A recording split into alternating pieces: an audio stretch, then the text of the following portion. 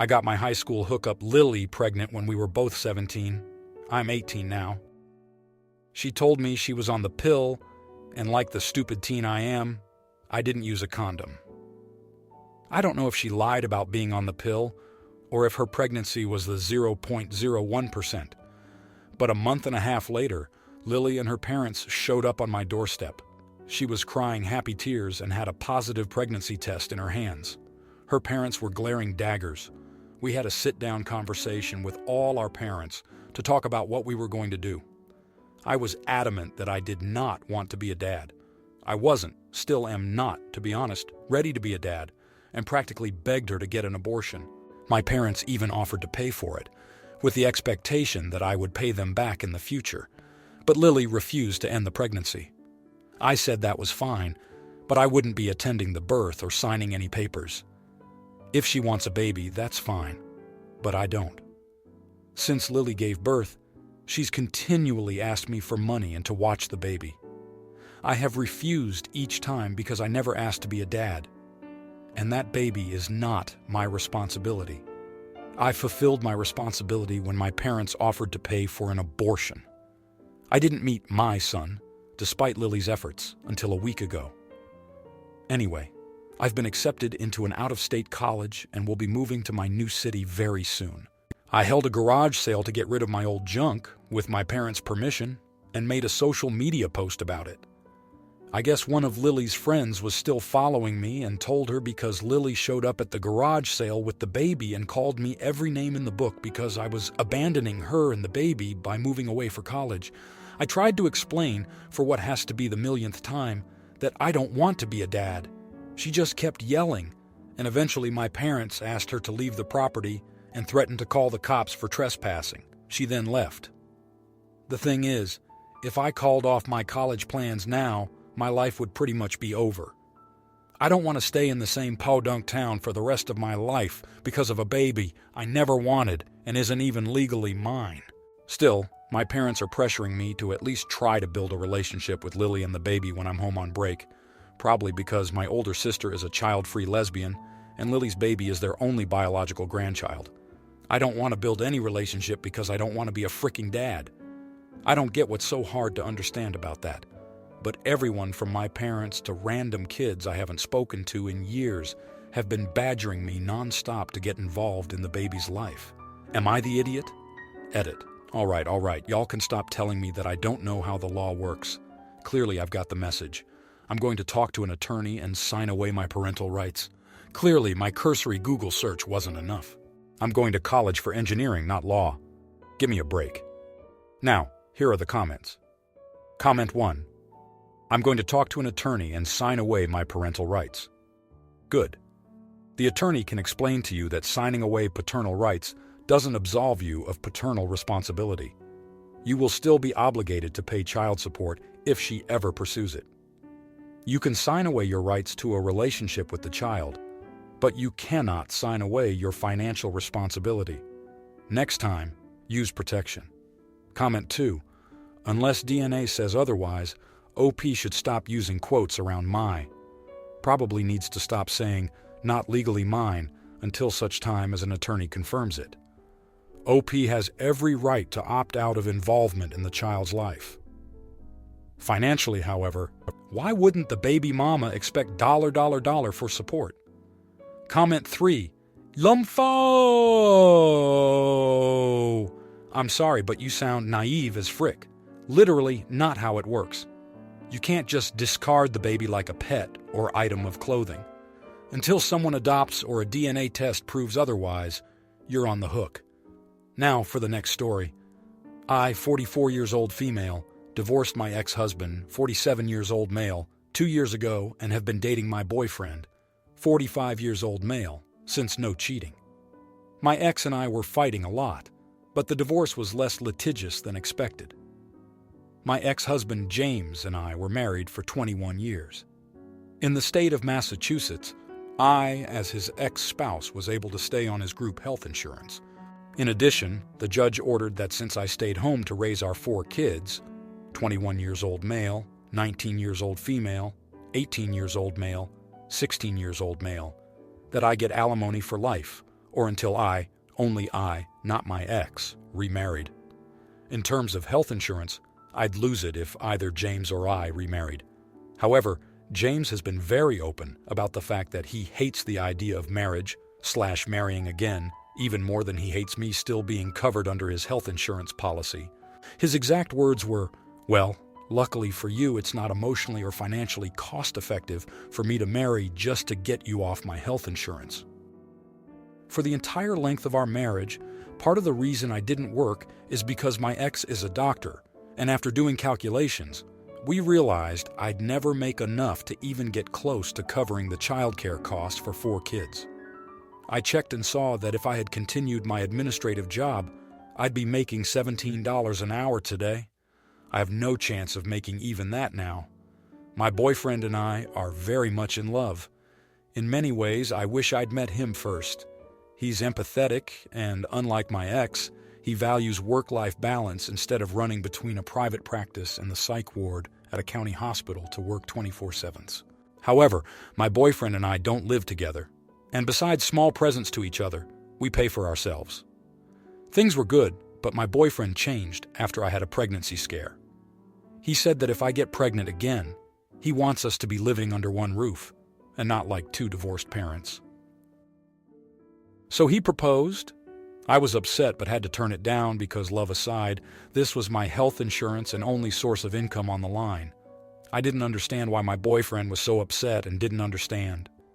He is a case manager at a nonprofit, and we'd be living on half the income I'm currently living on if we take out child support, and that is bound to create tension on both sides. Am I the idiot?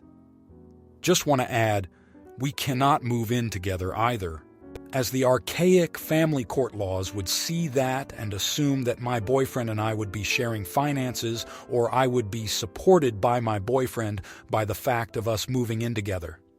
If I could move in together with him and not lose my benefits, we'd be doing so. Now for the next story. My boyfriend, 58, I am 55, been together 18 months, took our first weekend getaway to Tahoe. His idea, he made it clear he wants to gamble. I made it clear I won't be gambling as it's not something I've ever been interested in. However, I am happy to watch him, enjoy the environment, and people watch. He seemed fine with this. First night was fun. He played poker, I watched, learned a lot, and enjoyed it all.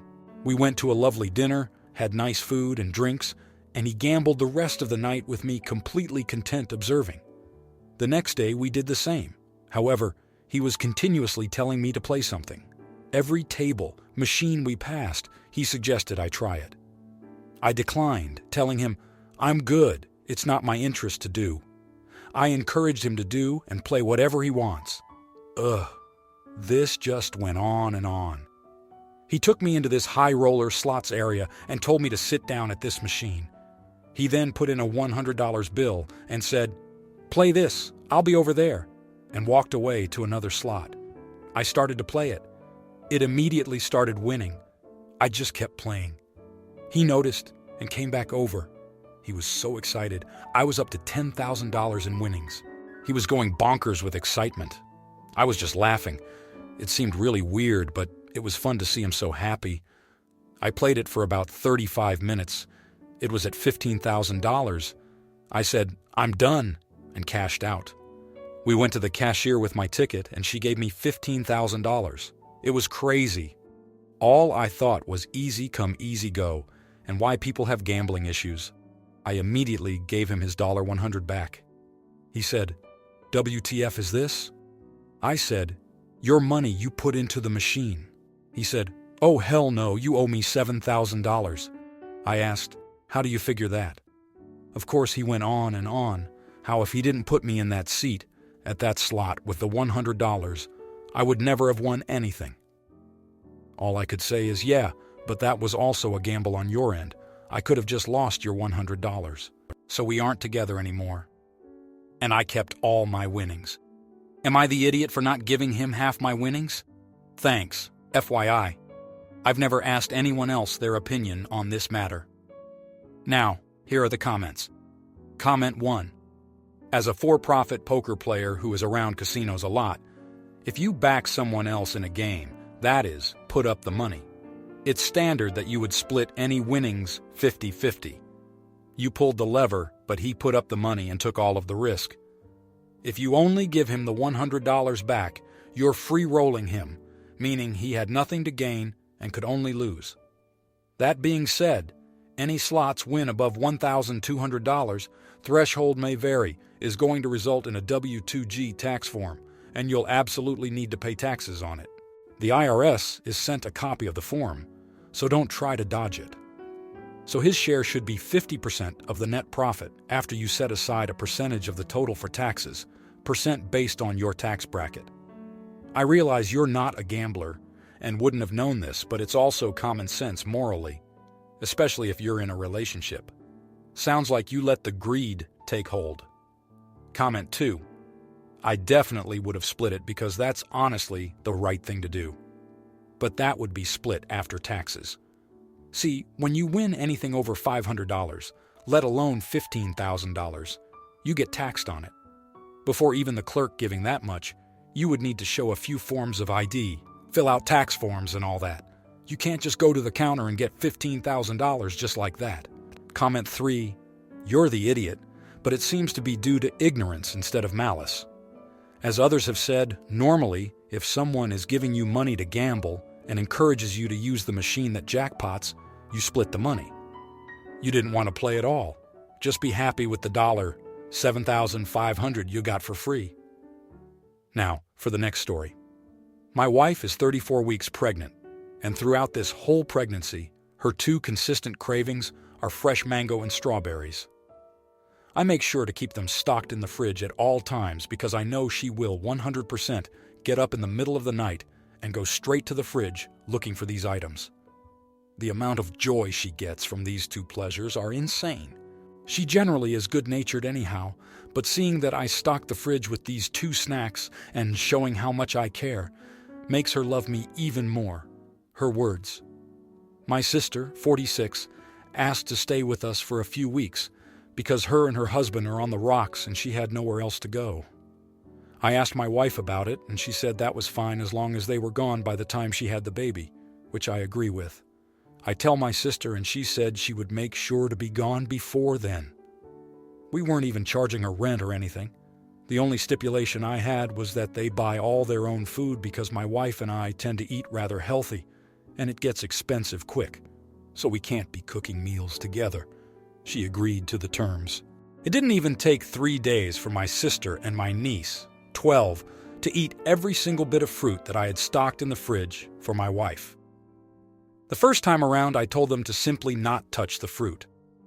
My sister apologized, and that was the end of it.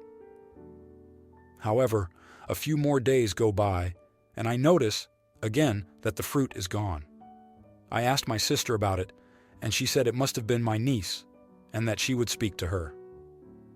But yesterday I came home after an appointment with my wife, ultrasound, and there's my sister, dipping the strawberries into a case of sugar and eating them while scrolling her phone. My wife immediately looks defeated and says, "I'm just going to go lay down."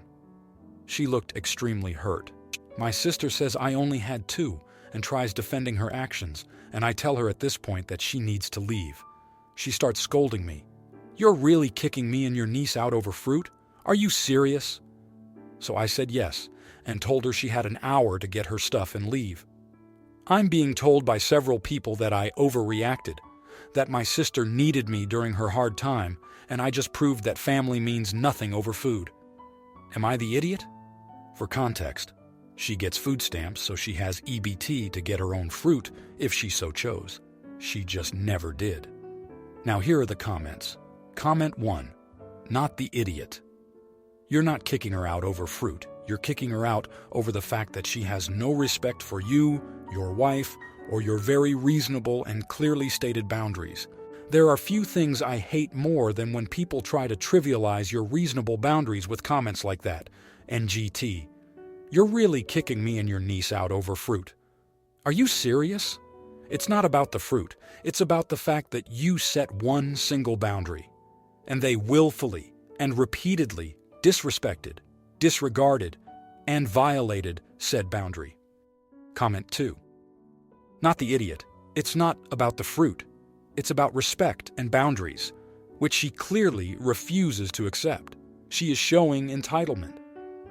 You don't have to give her a place to stay, regardless if she is family or not. You chose to be kind and give her a place to stay and not even charge her anything.